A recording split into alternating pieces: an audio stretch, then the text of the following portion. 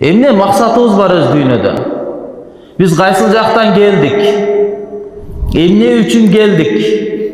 Жана кайсыл жакка бара жатабыз? Максатыбыз эмне? Биринчи дүйнөгө келгендеги биздин максат эмне? Мен эгерде бирөө айта турган болсо, бар Аламидин базарга барып кел десе, мен сураймын, байке, эмне үчүн барып келем? Жөн эле барып келе бербейм да. Максатым эмне? Эмне максатта барам, анан кайра келем? Эмне максатта дүйнөгө келебиз да, жашайбыз, кайра кетебиз? Алла жанды салды, кайра жанды алды. Биринчи максатыбызды түшүнүп алыш керекпиз. Экинчи, анан зарылчылыктарды карап, зарылчылыкка жараша мамиле кылыш керекпиз. Максатыбыз эмне? Максатыбыз жараткан зат Алла Тааланын ыраазычылыгына жетүү.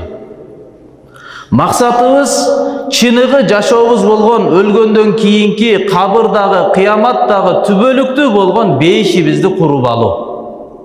Бул биздин максат. Бейишке баралы, бейишке алып баралы. Тозоктон сактаналы, тозоктон сактайлы. Бул биздин максатыбыз. Калган нерсе дүйнөдө жашаш керек экен. 50, 70, 80 кээде андан дагы азыраак жыл жашайт экенбиз. Ошол жашоонун ичинде зарылчылык, муктаждыктар бар. Алар эмне?